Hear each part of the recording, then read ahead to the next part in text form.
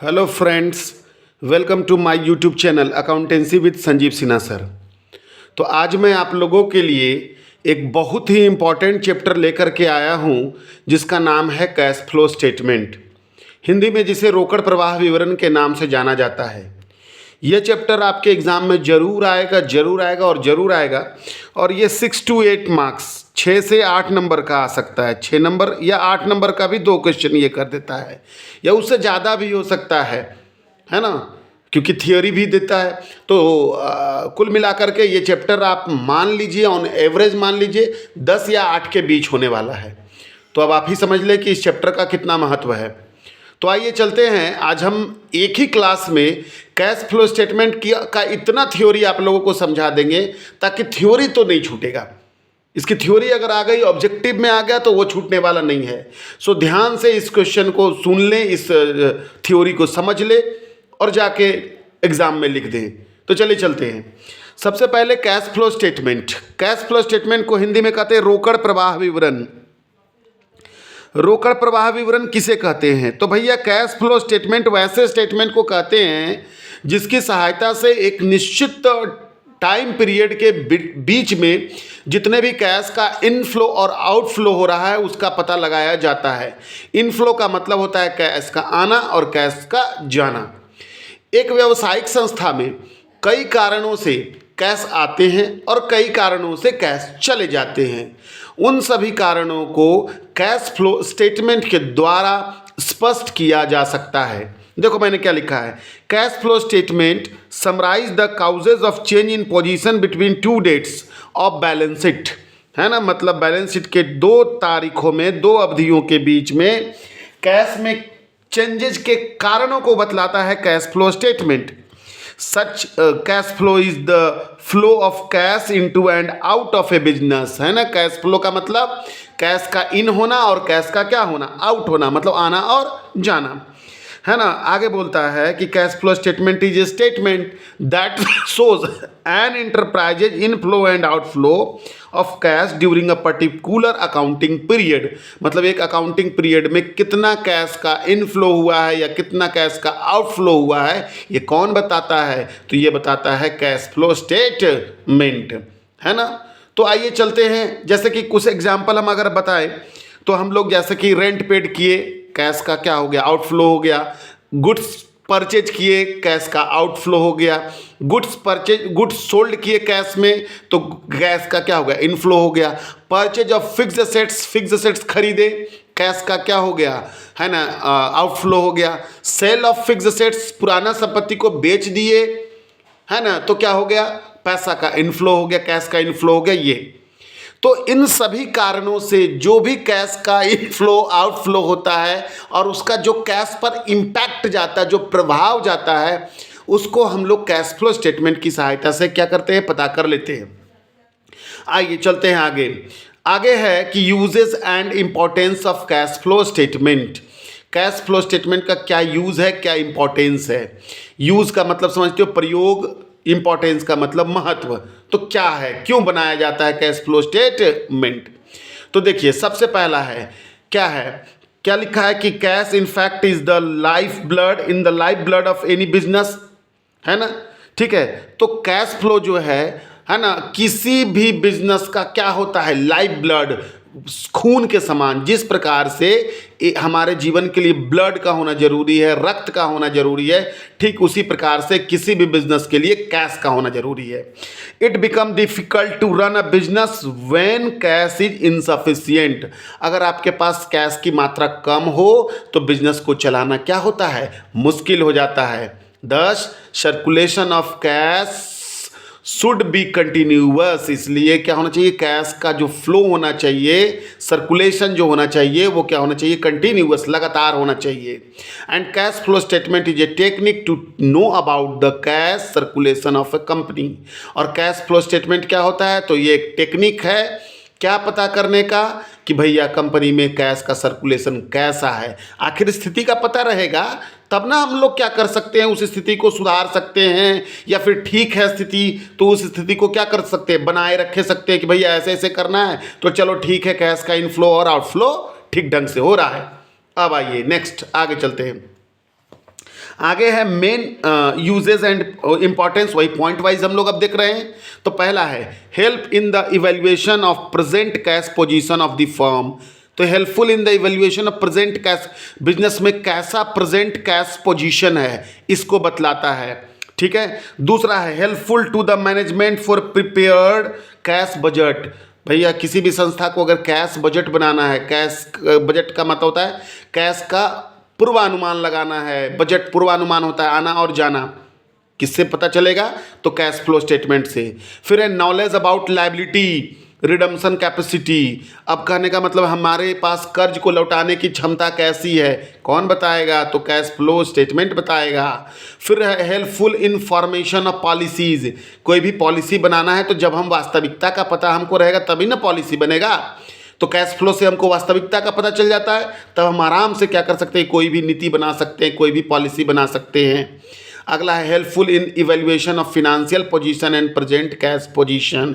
ये हमारे है ना फिनेंशियल पोजीशन को समझने में मदद करता है, कैश के पोजीशन को समझने में क्या करता है, मदद करता है। ओके, अब आ जाओ classification of cash flow. Cash flow कितने भागों में बंटता है, यानी कहो कि कैश फ्लो जो होता है उसको हम लोग कितने अलग अलग प्रकारों से देख सकते हैं, ज्ञात कर सकते हैं। तो देखो cash flow during period classifying by, जो कैश फ्लो का जो होता है किसी भी संस्था का जो कैश फ्लो होता है उसको क्लासीफाई किया गया है 3 में। पहला है cash flow from operating activity, इसको कहते हैं हिंदी में कहते हैं संचालन संबंधी क्रियाओं से रोकड़ प्रवाह।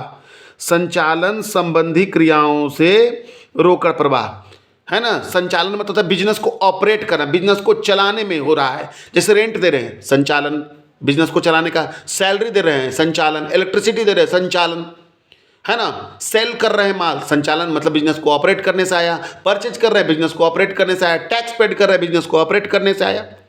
तो ये सारा चीज होता है संचालन। बिजनेस को ऑपरेट करने से जो कैश का इनफ्लो और आउटफ्लो होता है उसको हम लोग कैलकुलेट करते हैं cash flow from operating activities में। दूसरा है cash flow from investing activities. Invest मतलब होता है विनियोग, कहीं पैसा लगाना, कहीं पैसा क्या करना, लगाना। विनियोग किसको कहते हैं? तो भैया विनियोग उसको कहते हैं जिससे हमको भविष्य में आय प्राप्त होने वाला होता है, इनकम प्राप्त होने वाला होता है। अगर हम भविष्य में इनकम प्राप्त करने के लिए कहीं पैसा लगाते हैं तो उसको कहते हैं इन्वेस्टमेंट की। क्या किए? इन्वेस्टमेंट। और तीसरा है cash flow from financing activity, जिसको हम लोग कहते हैं वित्त। वित्त मतलब होता है पूंजी, वित्त संबंधी क्रियाओं से रोकड़ प्रवाह है ना, जिसके सहायता से कोई भी कंपनी अपने लिए पूंजी एकत्रित करती है तो उसको कहते हैं कैश फ्लो फ्रॉम कौन एक्टिविटी, फाइनेंसिंग एक्टिविटी। इसी 3 का डेफिनेशन मैंने आगे लिखा है, देखिएगा। आइए, है ना, क्या बोल रहा है? सबसे पहला बोल रहा है cash flow from operating activity. तो बोल रहा है cash flow from operating activity are cash flow from the principal revenue producing activities of the enterprise. मतलब कि भैया बिजनेस का जो मेन रेवेन्यू जनरेट होता है या मेन रेवेन्यू से संबंधित जो काम होता है।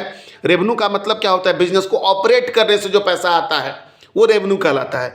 तो बिजनेस को रेवेन्यू प्राप्त करने के लिए जो भी पैसा खर्च करना पड़ता है, मेन कोर्स ऑफ रेवेन्यू को, मेन प्रिंसिपल ऑफ रेवेन्यू को, वो किसके अंदर जाता है? ऑपरेटिंग में जाता है। जैसे cash receipt from sale of goods and service, हम गुड्स बेचे, सर्विस बेचे, माल बेचे, है ना, पैसा आया, सर्विस दिए, पैसा आया। जैसे हम टीचर हैं, हम भैया कोचिंग चलाते हैं तो हमको फी मिलता है, तो फ़ी के बदले में जो फ़ी हमारे लिए कौन सा फ़ी अगर हमको प्राप्त हुआ तो मेरा ऑपरेटिंग एक्टिविटी हो गया, है ना।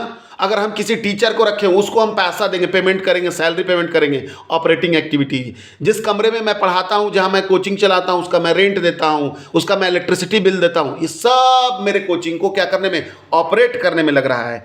आगे देखो कैश रिसीव्ड फ्रॉम रॉयल्टी, फी या कमीशन। अगर हमको रॉयल्टी अधिकार शुल्क प्राप्त हुआ, फी प्राप्त हुआ, कमीशन प्राप्त हुआ, ऑपरेटिंग होगा। Cash paid to supplier, supplier मतलब जिससे हमने माल खरीदा। Of input and service use, हमने कोई और सर्विस का प्रयोग किया, उसमें जो पैसा गया, है ना, operating. Cash paid to employ, जैसे एम्प्लॉय को तो हम लोग सैलरी देते हैं, क्या देते हैं हम लोग एम्प्लॉय को? सैलरी, वेजेज, ये सब कौन सा है? ऑपरेटिंग एक्टिविटी है। एंड कैश पेड और रिफंड ऑफ इनकम टैक्स, अगर हम कैश पेड कर रहे हैं किसके लिए? इनकम टैक्स के लिए, या हमको इनकम टैक्स का रिफंड प्राप्त हो रहा है, ये सारा कुछ कहलाएगा कौन सा एक्टिविटी? Operating activity. ठीक है।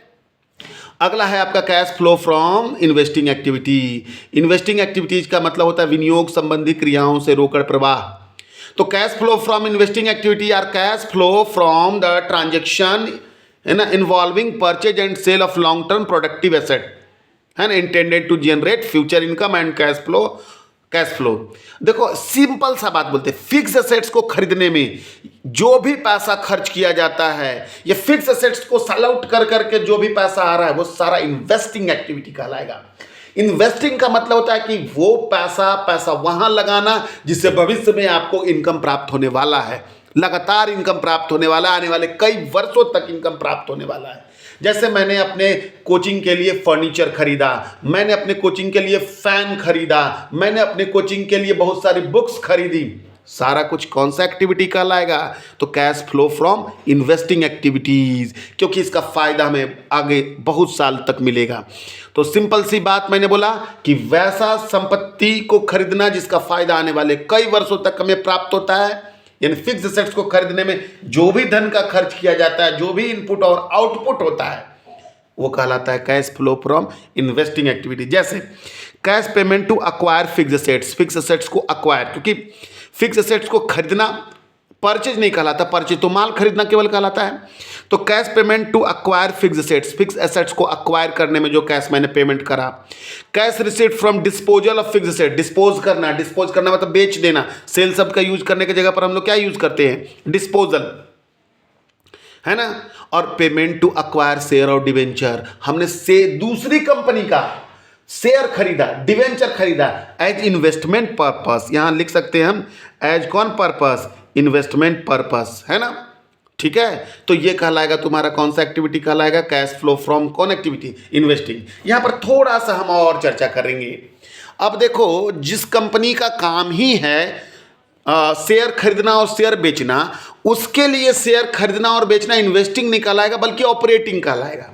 और एग्जांपल देते हैं, मान लिया मेरा फर्नीचर का मैं तो कोचिंग चलाता हूँ, आई एम ए टीचर, तो मेरे लिए फर्नीचर खरीदना इन्वेस्टिंग कहलाएगा। लेकिन एक फर्नीचर का दुकानदार जो फर्नीचर खरीदता है और बेचता है, अगर वो फर्नीचर खरीदेगा और बेचेगा तो उसके लिए क्या कहलाएगा?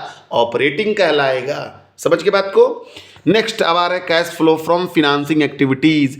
फिनांसिंग एक्टिविटीज जिसको हम लोग कहते हैं वित्त संबंधी क्रियाओं से रोकड़ प्रवाह, जिसकी सहायता से हम कंपनी के लिए पूंजी इकट्ठा करते हैं, धन इकट्ठा करते हैं, है ना। आइए, तो बोलता है cash flow from financing activities are cash flow from the transaction relating to providing fund to the company को फंड प्रोवाइड करने के लिए जो कैश का फ्लो होता है वो कहलाता है कैश फ्लो फ्रॉम कौन एक्टिविटी? फाइनेंसिंग।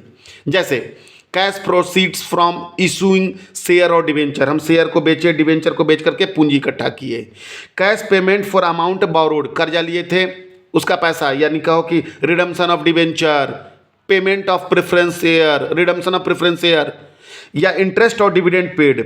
अब यहाँ पर देखो, इंटरेस्ट और डिविडेंड पेड, यहाँ पेड अगर हम कर रहे हैं तो ये फाइनेंसिंग हो गया। लेकिन अगर हम इंटरेस्ट और डिविडेंड रिसीव्ड कर रहे हैं, है ना, on share held as investment, on share held as क्या? इन्वेस्टमेंट, मतलब हमने किसी दूसरी कंपनी का शेयर खरीदा था, डिवेंचर खरीदा था, उस पर हमको क्या मिल रहा है? इंटरेस्ट मिल रहा है। वो मेरे लिए कौन सा एक्टिविटी हो जाएगा? तो इन्वेस्टिंग एक्टिविटी हो जाएगा। खत्म हो गया। तो इतनी थ्योरी आप लोगों ने समझा, इससे ज़्यादा थ्योरी नहीं आने वाला है, इसको आराम से सुन लें। अब देखिए ऑब्जेक्टिव क्वेश्चन, ऑब्जेक्टिव भी और ये सब्जेक्टिव में काम भी आने वाला है। आइए, तो अब हम आप लोगों को बतला रहे हैं कि कौन सा लेन देन ऑपरेटिंग में जाएगा, कौन सा इन्वेस्टिंग में जाएगा, कौन सा फाइनेंसिंग में जाएगा। क्या लिखा है? Classify the following transaction into operating activities, investing activities, financing activities और cash and cash equivalent. Cash and cash equivalent का मतलब होता है कैश इन हैंड और cash at bank and short term marketable security. देखो, अब एक बात बताओ, अगर मेरे पास कैश है, उसको मैंने बैंक में डिपॉजिट कर दिया, तो कौन सा एक्टिविटी होगा? तो कोई एक्टिविटी नहीं होगा, ना ऑपरेट होगा, ना पैसा कहीं गया क्या? नहीं, मेरे पॉकेट से पैसा बैंक में चला गया, बैंक से पैसा निकाल लिए, यानी बैंक से पैसा मेरे पॉकेट में आ गया। तो इसको ना तो ऑपरेटिंग में लिखते हैं, ना तो इन्वेस्टिंग में लिखते हैं, ना तो फाइनेंसिंग में लिखते हैं। इसको कहा जाता है cash equivalent item. Cash deposit into bank, cash withdraw from bank, या purchase of short term marketable securities. ठीक है, तो आइए चलिए देखते हैं। तो अब यहाँ पर हम क्लासीफाई करेंगे, क्या क्लासीफाई करेंगे, कौन ऑपरेटिंग, कौन इन्वेस्टिंग और कौन फाइनेंसिंग। जैसे पहला है कैश परचेज ऑफ गुड्स, मतलब माल हमने नगद खरीदा, तो भैया माल खरीदना, नगद खरीदना कौन सा एक्टिविटी हो जाएगा, ऑपरेटिंग हो जाएगा। रेवेन्यू फ्रॉम ऑपरेशन, मतलब समझते हो सेल, तो माल खरीदना और बेचना क्या हो जाएगा, operating. Wages and salary paid, ये भी क्या हो जाएगा, operating. Trading commission received, business में हमको कमीशन प्राप्त हुआ, ये भी क्या हो जाएगा, ऑपरेटिंग। अगला interest received on debenture held as investment, मतलब हम किसी दूसरी कंपनी का डिवेंचर खरीदे थे इन्वेस्टमेंट के तौर पर, उस पर हमको इंटरेस्ट मिला, ये हो जाएगा इन्वेस्टिंग, है ना। Interest paid on long term borrowing, हम कर्ज लिए थे यानी बिजनेस के लिए फाइनेंस करवाए थे, जुगाड़ किए थे, उस पर हम इंटरेस्ट पेड कर रहे हैं, ये हो जाएगा क्या हो जाएगा, फिनांसिंग, है ना। परचेज ऑफ मशीनरी, मशीन खरीदा मतलब फिक्स एसेट्स खरीदा, क्या हो जाएगा, इन्वेस्टिंग, है ना। Proceeds from issue of equity share, equity share मैंने बेचा, तो इक्विटी शेयर बेचा मतलब बिजनेस के लिए हम पैसा क्या कर रहे हैं, इकट्ठा कर रहे हैं, कौन सा activity, financing. Redemption of preference share, भैया प्रेफरेंस शेयर का पैसा लौटा दिए, कौन सा, financing. Proceeds from sale of machinery, machine को बेच करके पैसा आया, है ना, तो भैया इन्वेस्टिंग, क्योंकि मशीन संपत्ति बेच दिए चला गया, इन्वेस्टमेंट था, है ना। Dividend paid on equity share, तो पेड हम कर रहे हैं यानी कि हम इक्विटी शेयर इशू किए थे तब ना डिविडेंड पेड करेंगे, तो भैया इशू इक्विटी शेयर से हम पैसा इकट्ठा किए थे और उस पर हमको इंटरेस्ट पेड करना, डिविडेंड पेड करना है, फाइनेंसिंग।